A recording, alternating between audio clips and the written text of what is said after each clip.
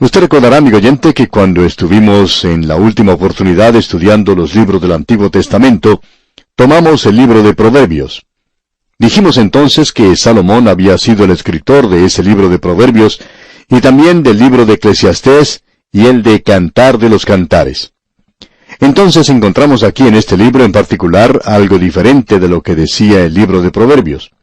Y en el libro de Proverbios podíamos observar la sabiduría de Salomón, y aquí podemos ver la insensatez de este hombre. Ahora, Salomón es el escritor. Creemos que se ha establecido firmemente entre los expositores bíblicos de tendencia conservadora que Salomón fue su escritor. No hay ninguna otra explicación que dar en cuanto a este libro, aparte de que Salomón fue su escritor. En realidad, es una autobiografía dramática de su vida cuando él se aparta de Dios. La palabra eclesiastés quiere decir predicador o filósofo. Me gusta más utilizar el término filósofo que el de predicador porque puede ser malentendido. Ahora es importante notar aquí el propósito de este libro. Usted probablemente se ha dado cuenta que nosotros presentamos una introducción a cada libro de la Biblia que nos toca estudiar. Creemos que es importante conocer el propósito de cada libro de la Biblia para poder comprenderlo correctamente. Es necesario quizá apartarnos, alejarnos un poco de él, para poder lograr una perspectiva del mismo. Es necesario que observemos esto con un telescopio, por así decirlo, antes de tomar el microscopio para analizar la palabra de Dios. Y ante nosotros, pues, tenemos un libro donde esto es probablemente más evidente que en cualquier otro libro de la Biblia. Aquí podemos ver la filosofía humana aparte de Dios, y ésta siempre debe alcanzar las conclusiones que alcanza este libro. Es inevitable un resultado como ese. Por tanto, vamos a ver en este libro algunas de las declaraciones que se contradicen con otras declaraciones en las Escrituras. En realidad, casi nos sobrecoge cierta clase de temor al saber que este libro ha sido el favorito de muchos ateos. Han citado de este libro muy a menudo. Un ejemplo de esto lo vemos en los escritos de Volney y Voltaire. Y en el día de hoy, esa persona que es cínica y crítica puede citar cosas de este libro. Y también es interesante notar el número de sectas que utilizan pasajes de este libro porque los pueden sacar completamente de su contexto y darles un significado completamente erróneo. El hombre ha tratado de muchas maneras de ser feliz sin Dios. Hay millones de personas que están tratando de lograr esto todos los días. Y este libro nos muestra cuán absurdo es intentar eso. Salomón era el hombre más sabio que existió, y él tenía la sabiduría que le había sido dada por Dios mismo.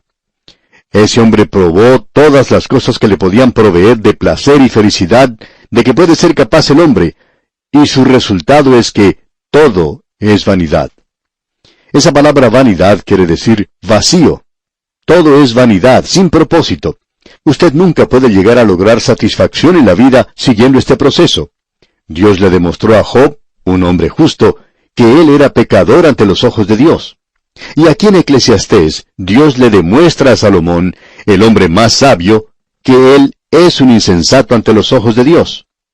Amigo oyente, este es el lugar donde se encuentran muchos que son grandes profesores en la actualidad. Filósofos, teólogos y predicadores del día de hoy podrían aprender una gran lección que a pesar de su sabiduría, a pesar de toda su intención de ser personas intelectuales en el presente, el hombre a los ojos de Dios es un insensato. Y esto, amigo oyente, es algo muy difícil de aceptar. Es decir, para aquellos que ponen demasiado énfasis en su inteligencia y en la cantidad de información que han acumulado.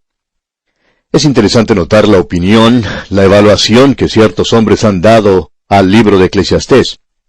En este libro aprendemos que sin Cristo, nosotros no podemos tener satisfacción.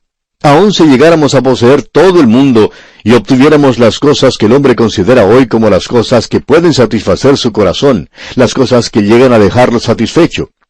Pero hoy, el mundo no puede satisfacer el corazón porque el corazón es demasiado grande para ese objeto.